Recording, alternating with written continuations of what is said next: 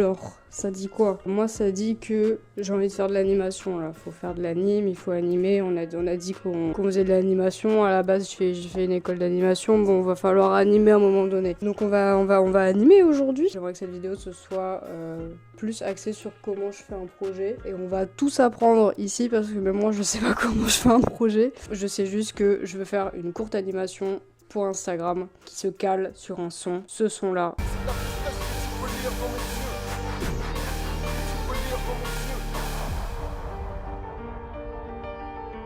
Il est super. Je veux réussir à faire plusieurs petits formats d'animation comme ça. Je sais pas, que j'arrive à faire en 1 ou 2 semaines. Ça me paraît irréalisable parce que l'anime c'est vraiment trop long à faire. C'est une dinguerie. Donc je sais pas si c'est juste moi qui fais toujours des choses trop ambitieuses ou qui ne sais pas animer rapidement, c'est possible aussi. Ou s'il y a vraiment moyen de faire des courtes animations rapides et tout. Donc voilà, là j'ai envie de animer, ça me démange. Je vais juste me poser un tout petit peu parce que je viens de rentrer du taf. Et ensuite je vais commencer à animer. Je vais vous montrer aussi les premiers croquis que j'ai fait déjà. Parce que j'aime bien toujours commencer à dessiner vraiment genre hyper instinctivement ce qui me vient dans la tête comme ça. Donc ça c'est déjà fait.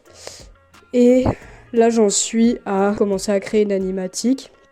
Donc l'animatique, c'est un storyboard animé. Un storyboard, c'est... Désolée si j'explique trop mal et si c'est pas réellement comme ça que ça se passe, mais tout ce que j'ai compris et de ce que j'ai toujours fait, un storyboard, c'est le découpage de ton animation, de ton film, donc scène par scène, avec déjà les cadrages définitifs, juste pour savoir quelle scène est dans quel ordre, quel cadrage sera choisi, quel personnage intervient à quel moment, quel mouvement de caméra s'appliquera à quelle scène, pour avoir un peu une vue d'ensemble, et au final ça fait comme une petite BD. Et donc l'animatique c'est ça, sauf que chaque case du storyboard, tu les rentres dans ton logiciel d'anime, et comme ça quand tu fais play, ça crée une animatique, donc le storyboard qui défile tout seul, case par case, et donc ça donne déjà une bonne idée du rythme, voilà, et de la cohérence. Tu peux déjà rajouter un peu du son dessus et tout. Moi, en plus, je vais animer à partir d'une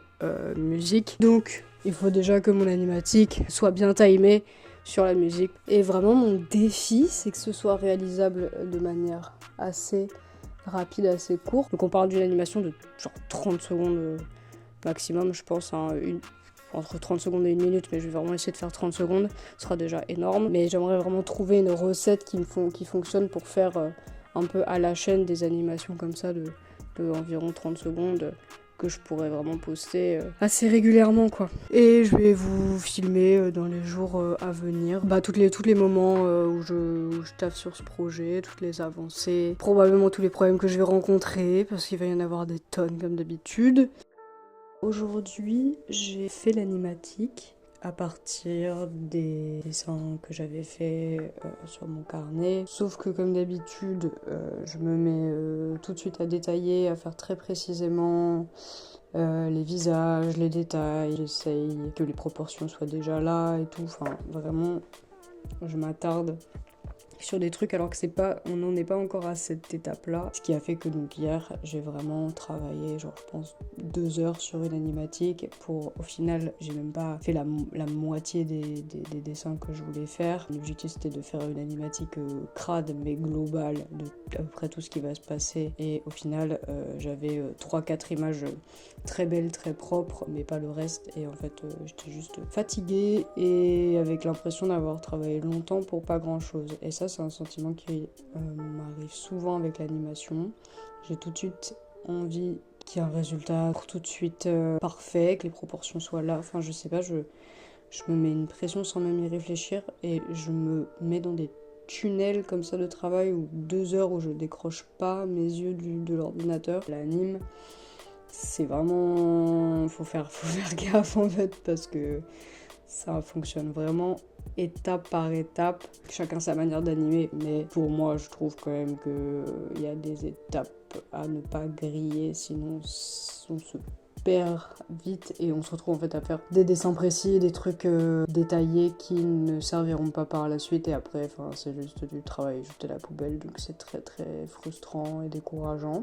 Donc aujourd'hui je me suis remise devant mon ordi avec une petite appréhension quand même, j'étais en mode putain, est-ce que je vais pas encore me mettre dans un tunnel. Et au final, en 1 heure, c'était plié. Il manque juste tout un passage quand on a un gros plan sur les yeux où il y aura des animations dans les yeux. Mais je suis pas encore certaine de ce que je veux faire. J'ai déjà fait des tests hier. Je me suis perdue d'ailleurs dans ce genre de test. Pas tout de suite, quoi. Avant d'animer ce qui se passe dans les yeux d'un personnage. Anime le personnage, non? Je sais pas, peut-être. Donc on verra après. Et là, je me force à arrêter alors que ça fait à peine 1 heure, 1 h 30 que je travaille parce que je surcharge très très vite en animation. Genre vraiment, si j'enchaîne trop vite les étapes aussi, j'ai pas le temps de réfléchir vraiment à qu'est-ce que sera la suite. Prendre du recul entre chaque étape et ouais, vraiment genre réfléchir, prévoir parce que je peux vite me perdre dans des tests à rallonge et des trucs...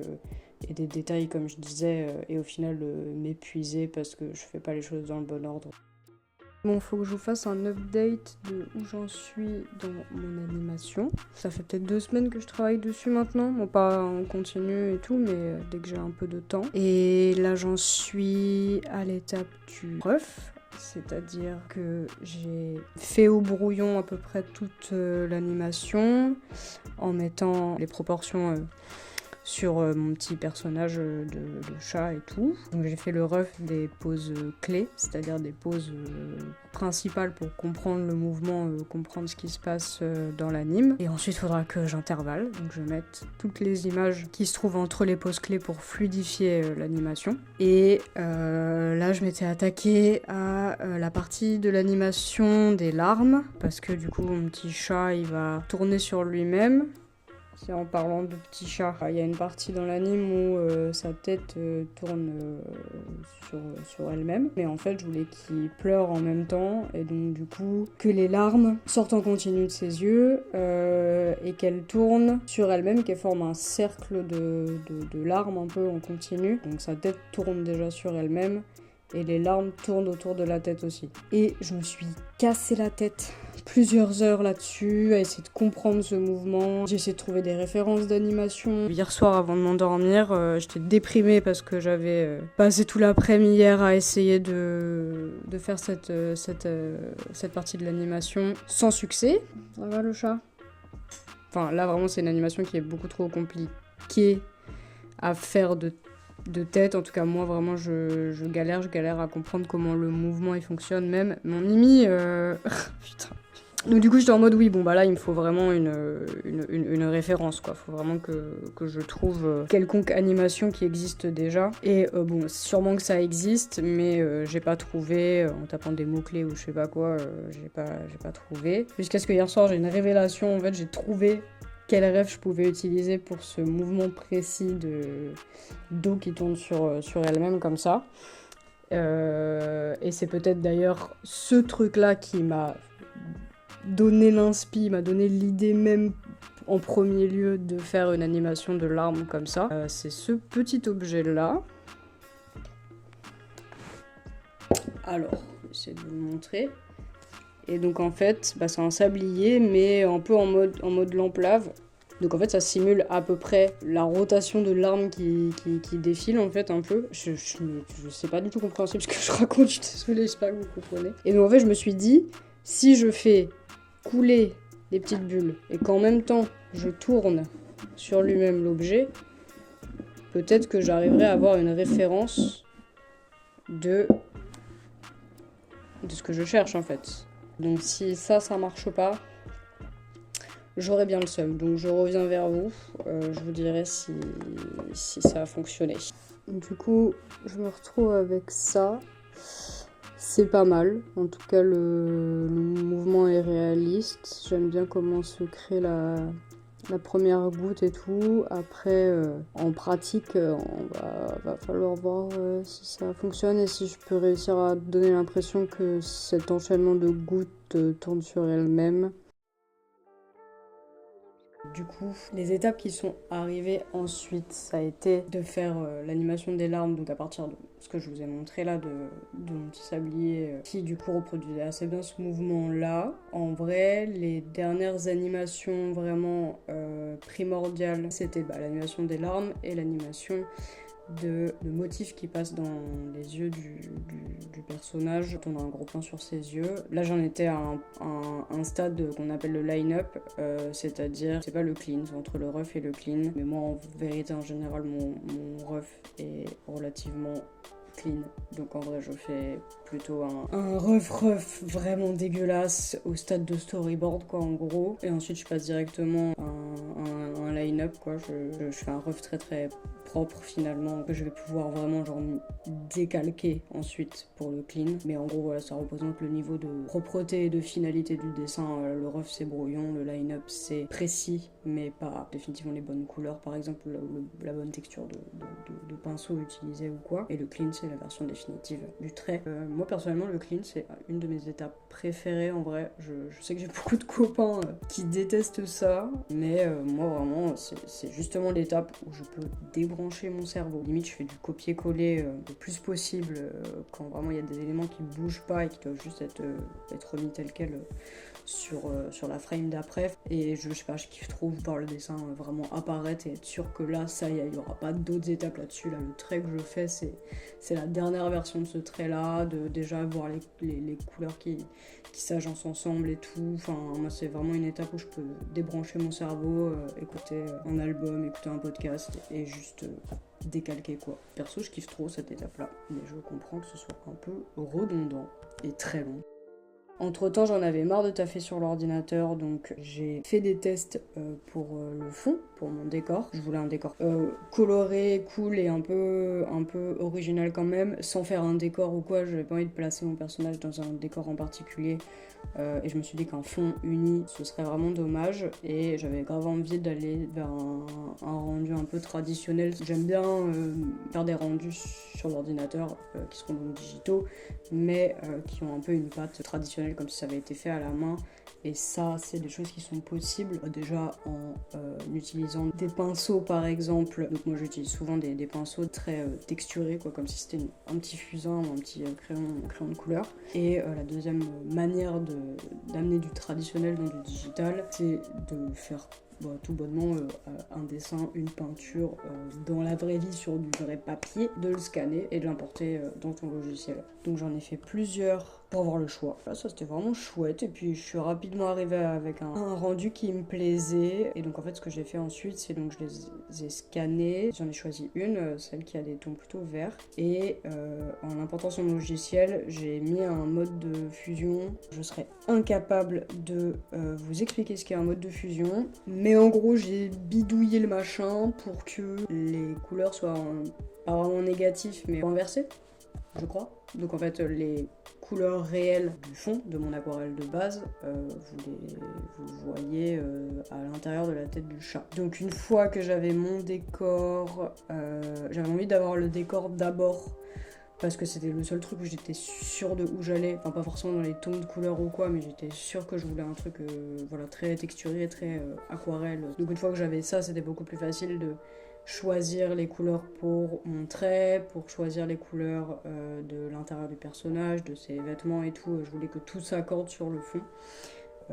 Pour le petit tips, du coup, j'ai colorié tout ce qui représente la peau, la fourrure du personnage, là, de mon chat. J'ai fait ça en blanc, la couleur initiale c'est du blanc. Et j'ai encore mis des modes de fusion que je suis incapable de vous décrire, mais n'hésitez pas à jouer avec ça, c'est très fun. Moi je travaille sur Clip Studio Paint, je sais même pas si je l'ai dit dans cette vidéo encore. Je travaille sur Clip Studio Paint. En fait, ça ressemble vraiment à Photoshop, mais peut-être que leur onglet animation dans Clip Studio Paint est plus lisible, en tout cas moi je trouve, que celui dans Photoshop, mais vous pouvez aussi faire de l'animation sur Photoshop. Et donc comme sur Photoshop et comme sur l'intégralité, je pense, des logiciels, autant de montage que de dessin que de graphisme, vous avez des modes de fusion et tout, donc n'hésitez pas à bidouiller ça, à faire des tests. C'est pour ça que voilà, j'en suis venue à inverser les couleurs de mon fond, puis remettre du blanc dans mon personnage, ce qui fait qu'on retrouve la couleur originale du fond. Donc voilà, pareil, la colo, c'est vraiment un truc que je kiffe trop. C'est une étape qui passe assez vite en général. Enfin, ça dépend de la complexité du personnage et tout. Mais là, pareil, j'y suis allée au feeling. Franchement, j'ai testé des couleurs, j'ai testé des modes. Donc là, déjà, on est arrivé à un résultat assez concluant, je trouve. J'ai laissé à la toute fin l'étape du coup, de faire de l'animation des VFX et de mettre les derniers mouvements de caméra aussi. À la toute fin, mon personnage est aspiré vers le haut, où j'en ai profité aussi pour faire la petite étoile qui le guide un peu, qui est au-dessus de lui. Et je voulais vraiment avoir déjà ce mouvement de personnage qui va vers le haut pour pouvoir ensuite faire mon animation de fumée qui donne un peu l'impulsion au perso.